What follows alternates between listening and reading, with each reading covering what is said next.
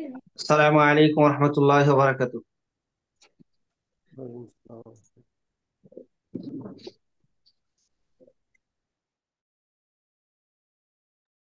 আমরা সবাই একটু মিউট রাখলে ভালো হবে। আমি মিউট করে দিছি, আপনারা একটু মিউট থাকবেন। দেখেন, আমরা যে এখন যে শীটটা নিয়ে মানে ক্লাসটা করাবো, সেটা হচ্ছে জ্যামিতি শীট। তো জ্যামিতি শীটটা যারা আমাদের অ্যাডভান্স কোর্সে ভর্তি হবে তাদেরকেই দিব। আজকের যে ক্লাসগুলো যেগুলো হবে, এগুলা যদি এই শীটগুলো লাগে আজকের, এবং পরে যে ক্লাস যেগুলো আর কি বেসিক ফ্রি করব, কি করাইতেছি ক্লাস, সেগুলো ক্লাসে যেগুলো দেখাবো, এগুলা কারো লাগলে আমার কাছে একটু হোয়াটসঅ্যাপে নক দিবেন। 017 33 47 23 02 নম্বরে হোয়াটসঅ্যাপে নক দিলে আমি এই ফ্রি ক্লাসের মধ্যেও আমি আমাদের এই শিটের যেগুলো পড়াইছি এগুলো ইনশাল্লাহ ছবি তুলে দিয়ে দিব ইনশাল্লাহ। দেখেন, জ্যামিতি বা ভূমি পরিমাপ, যে শব্দের অর্থ হচ্ছে জমি, মিতি শব্দের অর্থ পরিমাপ। তো জ্যামিতি শব্দের অর্থ দ্বারা কি ভূমি পরিমাপ। তো এখন জ্যামিতির পারিভাষিক সংজ্ঞা: যে বিদ্যা শিক্ষা করলে ভূমি পরিমাপের সঠিক জ্ঞান অর্জন হয় তাকেই জ্যামিতি বলা হয়। তাই সঠিকভাবে ভূমি পরিমাপের পদ্ধতি জানতে চাইলে জ্যামিতি শিখার কোনো কি নাই, বিকল্প নেই। আর জ্যামিতি শিখার আগে আমাদের জানা উচিত যে ভূমি বা জমি সাধারণত কি চার আকৃতির হয়ে থাকে। অনেকে আবার অনেক আকৃতি দিতে পারে, আমি চারটা আকৃতিতে ভাগ করছি এখানে। দেখেন, চতুর্ভুজ, ত্রিভুজ, বৃত্তাকার, বহুভুজ। এই একটি কথা, একটি গুরুত্বপূর্ণ কথা হলো, জমিটি যে আকৃতির হবে সেই আকৃতির সঠিক জ্যামিতিক সূত্র ব্যবহার করলেই কেবল তার সঠিক পরিমাণ নির্ণয় করা সম্ভব। কিন্তু অনেকে না জেনে বা অজ্ঞতাবশত বা অবহেলায় কেবল দুই একটা সূত্রকে সকল আকৃতির ক্ষেত্রে ব্যবহার করে থাকেন, যা নিতান্তই ভুল। তো এই ভুলটা করা যাবে না, এই জন্য আমরা কি দিব, আপনাদেরকে সঠিক নিয়মটাও শিক্ষা দিব, এবং ভুল যে নিয়মটা সেটাও দেখাবো, যেন আপনারা ভুল না করেন এবং কেউ ভুল করলে ধরতে পারেন। তো দেখেন, এক নজরে যত ধরনের আকৃতি আছে জমির, সব আকৃতি এখানে দেখাই দিলাম। এই যে এখানে চতুর্ভুজ আছে ছয় আকৃতির: আয়তক্ষেত্র, বর্গক্ষেত্র, সামান্তরিক, রম্বস, ট্রাপিজিয়াম, সাধারণ চতুর্ভুজ। তারপরে আপনার ত্রিভুজ আছে ছয় আকৃতির: সমবাহু, সমদ্বিবাহু, বিষমবাহু, সমকোণী, সূক্ষ্মকোণী, স্থূলকোণী। তো এই ছয় আকৃতির ছয় ছয় 12। এরপরে আপনার বৃত্তাকার অর্থাৎ গোলাকৃতির আর কি। তো সেটার মধ্যে আবার বৃত্ত, বৃত্তাকার দুই ধরনের আছে। বৃত্তের তিন প্রকার: পূর্ণবৃত্ত, অর্ধবৃত্ত, সিকিবৃত্ত। বৃত্তাবাস, পূর্ণবৃত্তবাস, ঊর্ধ্ববৃত্তাবাস, সিকিবৃত্তাবাস। তো এরপরে আছে বহুভুজ, অর্থাৎ চতুর্ভুজের পরে পঞ্চভুজ, ষষ্ঠভুজ, সপ্তমভুজ, যত ধরনের আকৃতি আছে সব ধরনের আকৃতি আপনি কিভাবে মাপামাপি করবেন সেই বিষয়গুলো আমরা ইনশাল্লাহ শিখাই দিব ইনশাল্লাহ। তো দেখেন, চতুর্ভুজ চারটি বাহু দ্বারা সীমাবদ্ধ ক্ষেত্রকে কি বলা হয়, চতুর্ভুজ বলা হয়। মানে চারটি সরল বাহু, সোজা বাহু আর কি, চারটি সোজা বাহু দ্বারা সীমাবদ্ধ ক্ষেত্র কি কি বলা হয়, চতুর্ভুজ বলা হয়। এই চতুর্ভুজ ছয় প্রকার, আমরা তো পড়ছি ওখানে: আয়তক্ষেত্র, বর্গক্ষেত্র, সামান্তরিক, রম্বস, ট্রাপিজিয়াম, আর একটা হচ্ছে সাধারণ চতুর্ভুজ।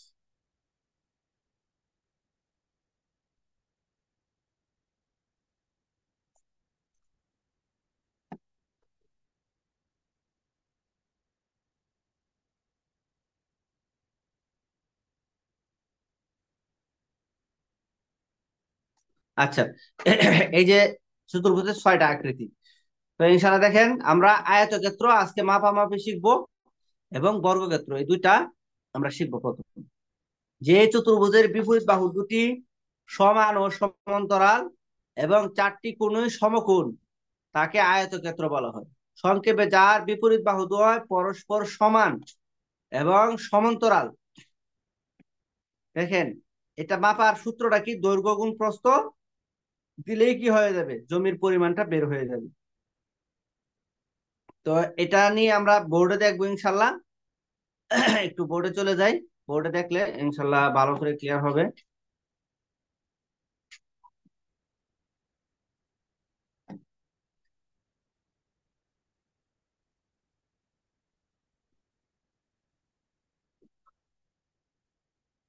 হচ্ছে না কেন?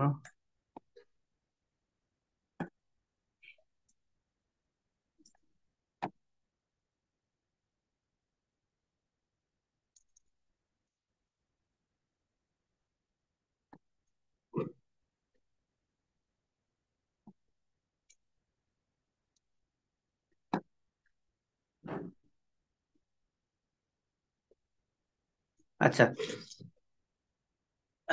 দেখেন আমি বোর্ডে দেখাই।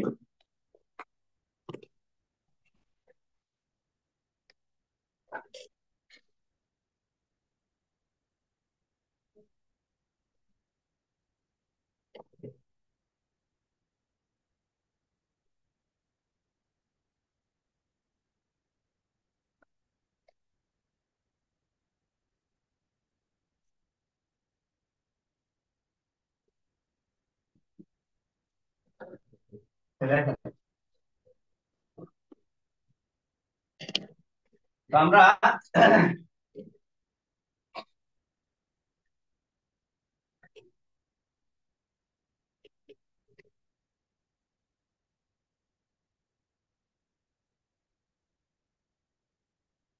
ধরে নেই এরকম একটা জমি আমরা মাপতে গেলাম। তো মাপার পরে আমরা উপরে মনে করেন সবসময় জমির ম্যাপের মধ্যে যদি আমরা এরকম আকৃতি যে কোনো আকৃতি মাপি, উপরের দিকটা সবসময় উত্তর জানা রাখতে হবে যে উপরের দিকটা সবসময় উত্তর থাকে, আর নিচের দিকটা সবসময় কি দক্ষিণ।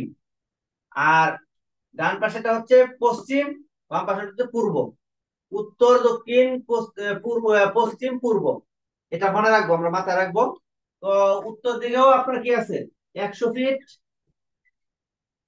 দক্ষিণ দিকেও মনে করেন আমরা মাপলাম 100 ফিট পাইলাম। এখান থেকে এখানে ফিতা ধরে মাপলাম, মাইপা দেখলাম যে আমাদের 50 ফিট আছে। ঠিক আছে, এদিকেও মাপলাম, পূর্ব দিকে 50 ফিট। এখন আমরা যে একটা কথা বলছি, সবাই একটু খেয়াল করে বুঝবেন। আমরা বলছি যে চতুর্ভুজের বিপরীত বাহু দ্বয় প্রত্যেকটা কি সমান। দেখেন এখানে 100, এখানে 100, এই যে এটার বিপরীত এটা, এটার বিপরীত এটা, তো বিপরীত বাহু দুটাই 100 100 সমান সমান। এরপরে এদিকে প্রস্থ থেকে এদিকে এটার বিপরীত এটা, এটার বিপরীত এটা, তো এই দুইটাও কি সমান। আর একটা কথা বলছি, সমান্তরাল হবে। তো সমান্তরালটা কি? সমান্তরালটা হচ্ছে এই যে মাঝের ফাঁকা জায়গাটা সমান হয়। যেমন আমি একটু উদাহরণ দিয়ে যদি বুঝাই আপনাদেরকে, দেখেন রেল লাইন আছে না, তো রেল লাইনে দেখবেন, মনে করেন ঢাকাতে যে রেল লাইন, ব্রড গেজ বলেন, ছোট গেজের রেল লাইন গুলো বলেন, যে রেল লাইনে যে রেলটা চলে, আমাদের ঢাকা থেকে যে রেলটা গাড়িটা চলে যাচ্ছে চট্টগ্রামে, চট্টগ্রামে গিয়ে কি রেল লাইনটা একটু বড় বা ছোট, নাকি ঢাকায় যেরকম চট্টগ্রামে সেরকম? আপনারা কি বলেন?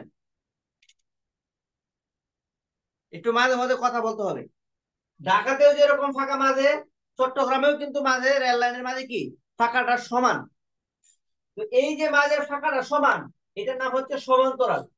কিন্তু রেল লাইন দেখবেন সমবাহু না, যেখান থেকে শুরু হয়েছে এখানে দেখবেন একটা বাহু লম্বা, একটা বাহু একটু বাড়ি, এরকম হবে।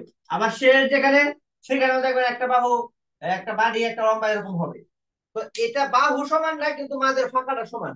কিন্তু এই যে আমাদের চতুর্ভুজটা, এটা বাহুগুলোও সমান, মাঝের ফাঁকাটাও সমান, মানে এখানে এখানে এখানে যেখানে এসে মাপবেন সবগুলো কি পাবেন আপনি সমান্তরাল, মানে মাঝের ফাঁকাটা সমান। এটার নাম হচ্ছে সমান্তরাল। আরেকটা বিষয়, সেটা হচ্ছে দেখেন, আমরা বলছি প্রত্যেকটা কোণ 90 ডিগ্রি। 90 ডিগ্রি কাকে বলে আমি গত ক্লাসে কিছুটা বুঝেছিলাম। যেমন এরকম একটা লম্ব যদি তৈরি করি, লম্ব থেকে বা এরকম একটা বাহু তৈরি করলে, এই যে এখানে একটা কোণা তৈরি হলো, এটা 90 ডিগ্রি, এখানে একটা কোণা তৈরি হলো, এটা 90 ডিগ্রি। মানে ডিগ্রিটা এই, এটা মনে করেন একটা ফ্লোর, ফ্লোর থেকে এখানে দেওয়ালটা 16 ডিগ্রি হয়েছে, তো এখানে একটা কোণা তৈরি হয়েছে। এটা কোণা, এটার বাহুটা কতটুকু বড় ছোট সেটা না, কোণাটা কোন অ্যাঙ্গেলে গেছে সেটার নাম হচ্ছে ডিগ্রি পরিমাপ করা হয়েছে। এটা 90 ডিগ্রি, যদি এদিক থেকে আসে সোজা সোজা এদিকে যায়, সোজা এদিক থেকে এদিকে যায়, তাহলে এখানে যে কোণাটা তৈরি হবে সেটার নাম হচ্ছে 90 ডিগ্রি। ঠিক আছে, তো সেই হিসেবে আমাদের প্রত্যেকটা কোণায় কি এরকম সোজা, যদিও সোজা আমি আঁকতে যদি নাও পারি, আপনারা ধরে নেবেন সোজা। তো এই প্রত্যেকটা কোণায় কিন্তু 90 ডিগ্রি। আর এই 90 ডিগ্রিটা আমরা আরো ভালো বুঝবো যখন আমরা ত্রিভুজ করতে যাবো। দেখেন, এই জমিটা মাপতে গেলে আমাদের সূত্র, এটা নাম হচ্ছে আয়তক্ষেত্র।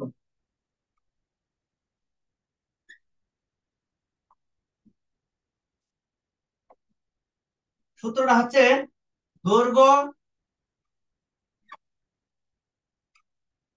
গুণ প্রস্থ। ঠিক আছে, সমান সমান ক্ষেত্রফল, মানে ফলাফল আর কি। তো দেখেন, সূত্র অনুযায়ী যদি আমরা ধরি, দৈর্ঘ্য মানে লম্বাটা হচ্ছে 100 ফিট,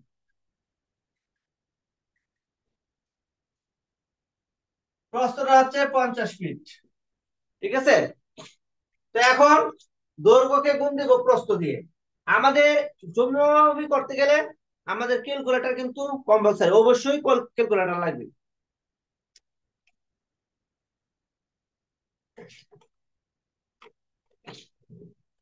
তো দেখেন, তো কিন্তু অনেক সংখ্যা আছে যেগুলা ক্যালকুলেটর থেকেও দ্রুত করা যাবে, যেমন 5 একে 5, আর তিনটা শূন্য যদি আপনি এখানে বসায় দেন, তো ক্যালকুলেটর লাগবে না, এখানে ক্যালকুলেটর ছাড়াই আগে করা যাবে। যদি সংখ্যাটা মুখে মুখে করা যায়, হ্যাঁ, তাহলে আপনি কি করবেন, মুখে মুখে করে ফেলবেন, তাহলে এটা আরো দ্রুত হবে, ক্যালকুলেটর থেকে দ্রুত হবে। কিন্তু ক্যালকুলেটর দিয়ে মামামি করতে হবে। আপনি যদি চিন্তা করেন যে না, আমি কি করব, সমস্ত হিসাব আমি খুব ভালো হিসাব পারি, আমি হাতেই হিসাব করে, কলম দিয়ে হিসাব করে বের করব, তো দেখা যাবে যে আপনার আপনার আমরা যখন জমি মাপতে যাব, আমাদের পাশাপাশি যদি কোনো ঝামেলা জমি হয়, সেখানে দেখবেন একজন দুজন আমি আরো থাকবে, তারা জমি মাপে সব হিসাব নিকাশ ক্যালকুলেটরে করে শেষ করে বাড়িতে চলে যাবে, আপনি দেখবেন হিসাবে আপনার শেষ হবে না যদি হাতে হিসাব করতে হয়। এই জন্য ক্যালকুলেটর অবশ্যই বাধ্যতামূলক, ক্যালকুলেটর লাগবেই।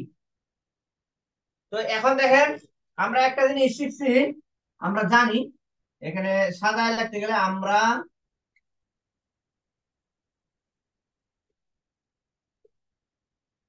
জানি 435.06 বর্গ ফুটে কি, বর্গ ফুট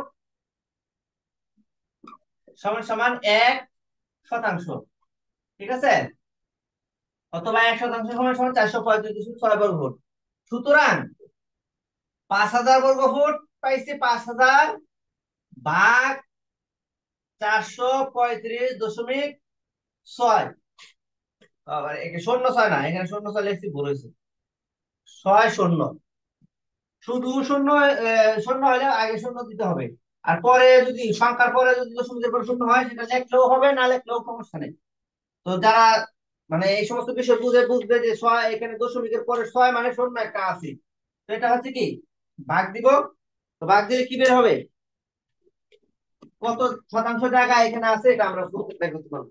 দেখেন, 5,000 ভাগ দিলাম 435.6, ব্যাস, আমাদের বের হয়ে গেল গা 11.48। দশমিকের পরে অনেকগুলি সংখ্যা, তো আমরা তো সবগুলো নিতে পারবো না, আমরা নিব দুইটা। তো এটা নেওয়ার নিয়মটা কি, দশমিকের পরে তৃতীয় নাম্বার ঘরে দেখবো 6 অথবা 6-এর বেশি হলে দ্বিতীয় নাম্বার ঘরে 1 বৃদ্ধি করে দিব, আর যদি 6-এর নিচে অথবা 5 অথবা 5-এর নিচে হয়, তাহলে এমনি সবগুলো মুছে দিব, দুইটা ঘর নিব।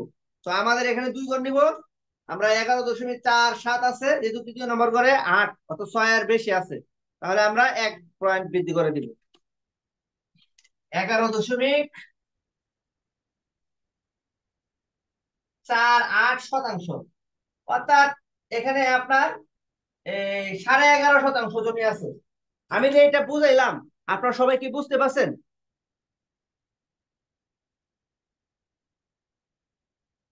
কেউ তো কোনো কথা বলতেছেন না।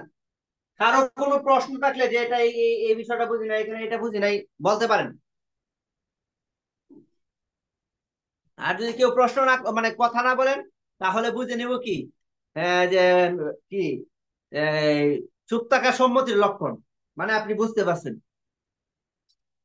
বিবাহ করতে গেলে কনে যদি কি না করে, কবুল না বলে, কিছুই না বলে, তাহলে বুঝে নিব যে কি, বোঝা হয় যে কি, যে কন্যা এটা রাজি আছে, লজ্জায় বলতেছে না। তো আপনারাও নতুন নতুন তো, আপনারা হয়তো বা বলতেছেন না লজ্জায়। আচ্ছা ঠিক আছে, ধরে নিলাম আমরা আপনারা সবাই বুঝতেন। তো আমি এটা মুছে দিয়ে পরবর্তী আরেকটা মধ্যে চলে যাবো, সেটা হচ্ছে বর্গক্ষেত্র। আজকে একদম সহজ সহজ জিনিস করাবো। তো দেখেন,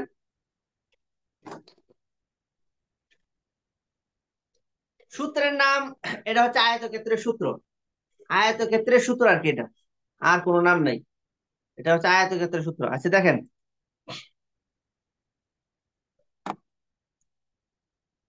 হ্যাঁ, তো দেখেন বর্গক্ষেত্র। বর্গক্ষেত্র কাকে বলে? যে চতুর্ভুজে চারটি বাহুই সমান ও সমান্তরাল এবং প্রতিটি কোণই সমকোণ অর্থাৎ 90 ডিগ্রি, তাকে বর্গক্ষেত্র বলা হয়। সংক্ষেপে যার চারটি বাহুই পরস্পর সমান এবং সমান্তরাল এবং চারটি কোণই কি সমকোণ, এটার নাম হচ্ছে কি আপনার বর্গক্ষেত্র। এখন 6 প্রকারের কি আছে, চতুর্ভুজ আছে। আমি এখন দ্বিতীয় প্রকার দেখাচ্ছি আপনাদের।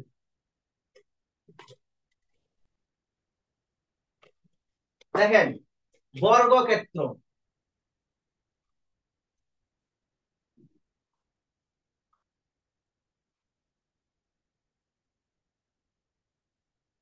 দেখেন আহ, এটা হচ্ছে শুধু বাহু স্কোয়ার। বাহুকে স্কোয়ার দিলে এই জমিটা বের হয়ে যাবে। বাহু স্কোয়ার। এখন আমরা একটা চিত্র আঁকি, বর্গক্ষেত্র চিত্রটা।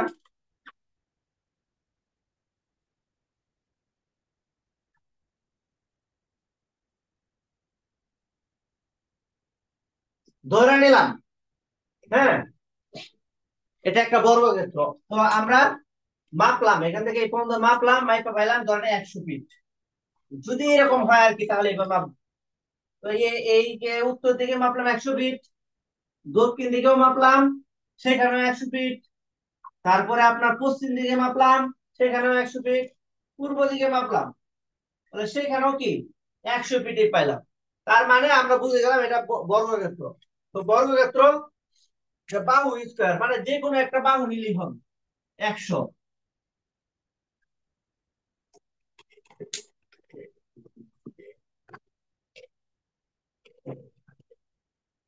দেখেন 100 স্কোয়ার।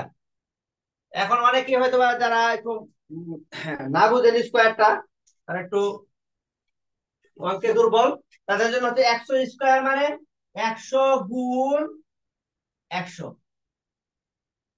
ঠিক আছে? তো 100 গুণ 100, এটাও যদি সংখ্যাটা মুখে মুখে করা যায়, এক একে এক, আর চারটা শূন্য বসায় দিলে হবে। এগুলো ক্যালকুলেটর লাগবে না। যেগুলো একটু কঠিন আমরা সামনে আরো কঠিন কঠিন হিসাব করবো, তখন আমাদের কি ক্যালকুলেটর অবশ্যই লাগবে। তো দেখেন এখানে পাইলাম আমরা 10,000 বর্গ ফুট। আপনাদের যদি মানে সন্দেহ লাগে, তাহলে আপনারা 100 গুণ 100 দিয়ে দেখতে পারেন, এখানে 10,000 বর্গ ফিট বেরোবে। তো এখানে পাইলাম। তো আমরা জানি, ওই যে আমরা একটা জানি, আমরা জানি 1 শতাংশ সমান সমান 435.06। হ্যাঁ, 35.6 বর্গ ফিট, 06 না, 6 শূন্য বর্গ ফুট। ঠিক আছে? এটা সব জায়গায় আমরা জানি লিখতে হবে না। আমরা যেহেতু প্রথম প্রথম করতেছি এই জন্য লিখতেছি, সাজানোর জন্য, অঙ্কটা সাজানোর জন্য এরকম লিখতে হয় আর কি। তাহলে আমরা 10,000, এবার 10,000 ভাগ দেই 435.60। তাহলে কত হয় ফলাফল? এবার আমরা দেখতে পাবো ইনশাল্লাহ। 10,000 ভাগ হচ্ছে 435.6, তাহলে আমাদের আসছে 22.96। 22.96 শতাংশ। 22.96 শতাংশ। তো এখন আপনারা কি এটা বুঝতে পারছেন? আমরা আজকে বেশি করাবো না, যেহেতু এখন নতুন দিকে, এই জন্য আমি সহজ দুইটাই করাইলাম। আজকের এই ক্লাসটাও এখান পর্যন্তই। আগামী ক্লাসে আমরা ওই যে পরিমাপ শীটের প্রথম ক্লাসটা হবে, দ্বিতীয় ক্লাসটা হবে আমরা কিভাবে জমি বন্টন করব, সেই বন্টনের বিষয়টা থাকবে আগামী আজকে তো আপনার কি বার, মঙ্গলবার।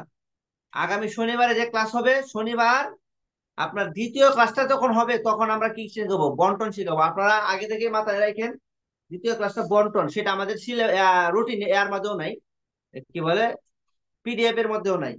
সেটা সরাসরি আমি ক্লাসে বুঝাই দিব কিভাবে আপনারা জমিটা বন্টন করবেন। এরপরে আর প্রথম ক্লাসটা তো এর থেকে হবে।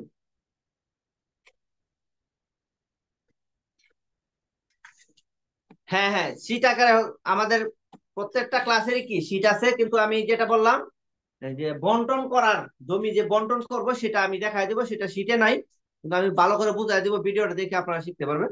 এই বেসিক ফ্রি ক্লাসের মধ্যেও জমি কিভাবে বন্টন করতে হয়, আমরা আপনারা মনে করেন জমি ক্রয় করলেন, জমিটা মাইপা কিভাবে নিবেন, অথবা কাউকে মাইপা বুঝাই দিবেন কিভাবে, অথবা আপনারা 4 ভাই, তো জমিটা 4টা বন্টন করবেন, কিভাবে করবেন না করবেন, এই সমস্ত বিষয়গুলো আগামী শনিবার দ্বিতীয় ক্লাসে শিখাবো ইনশাল্লাহ। মানে এই বেসের, মানে বেসিক ক্লাসের পঞ্চম ক্লাসটা যেটা হবে সেটা হবে বন্টনের উপর। তো আশা করি আমরা যে দুইটা বুঝাইলাম, বড় আয়তক্ষেত্র বর্গক্ষেত্র, আপনারা সবাই বুঝতে পারছেন। আজকের ক্লাসটা এই পর্যন্ত। আরো কারো কোনো কোনো প্রশ্ন থাকলে আজকের ক্লাসের ব্যাপারে, এইগুলো বুঝছেন না বুঝছেন এই সমস্ত বিষয়ে প্রশ্ন থাকলে বলতে পারেন। কারো কোনো প্রশ্ন আছে? আসসালামু আলাইকুম স্যার। ওয়ালাইকুম আসসালাম, জি বলেন। আসসালামু আলাইকুম স্যার, জি আমাদের জি কি যে বলেন। আগামী শনিবার ক্লাসের মধ্যে ইয়া দিবেন যে ত্রিভুজ সম্পত্তি বাটোয়ারা সাহেবেন? চতুর্ভুজ, এই যেগুলো শিখাইলাম এগুলো সম্পর্কে বা বন্টনটা শিখাবো, এবং ত্রিভুজটাও কিভাবে বন্টন করতে হবে সেটাও আপনারা জেনে যাবেন ইনশাল্লাহ। আচ্ছা, ইনশাআল্লাহ। মুবারক ভাই, আপনি তো, আপনার এই ক্লাসটা না বুঝছেন, আপনি তো জি, আমি 50তম অতিরিক্ত। বেঁচে, তাই না? জি জি, 49তম বেঁচেছিলাম। ও, আপনাদের তো ক্লাস শেষ হয়ে গেছে। আচ্ছা, আপনি আমি তো কোনো বিষয়ে জানার থাকলে আমাকে পার্সোনাল ভাবে বললেন। আর এমনি এটা ক্লাসটা হচ্ছে স্যার কি করেন নাই আমি। আপনার একটা নতুন বেচ, 51তম ব্যাচের আর কি। আচ্ছা ঠিক আছে। ওস্তাদ জি, আমি তো বেস্ট করতে পারি নাই, আমি ব্যস্ততা ছিলাম, ওই ব্যস্ত সরাসরি থাকলে ক্লাসটা আপনাদের করতে পারি নাই। ক্লাসগুলো সব তো, সব ক্লাস তো আপনার কি আছে ওখানে, ভিডিও দেওয়া আছে। আর না হলে আমার সাথে যোগাযোগ করেন, আমি সবগুলো ভিডিও আপনাকে দিয়ে দিব ইনশাল্লাহ। হ্যাঁ, ঠিক আছে। সালামু আমি কি এই আলাইকুম ক্লাসটা না? রহমতুল্লাহ ওয়া বারাকাতুহু। আচ্ছা আচ্ছা স্যার। আর আমার সাথে যদি যোগাযোগ করতে চান কেউ, 01733472322। আবারও বলতেছি, 01733472322, এটা আমার হোয়াটসঅ্যাপ নাম্বার। এখানে এখন মেসেজ দিলেই আমার সাথে যোগাযোগ করতে পারবেন, ভর্তির বিষয়ে অথবা অন্য যে কোনো বিষয়ে জানতে পারবেন ইনশাল্লাহ। তো আজকের মতো এই ক্লাসটা এখানেই শেষ। আসসালামু আলাইকুম রহমতুল্লাহ।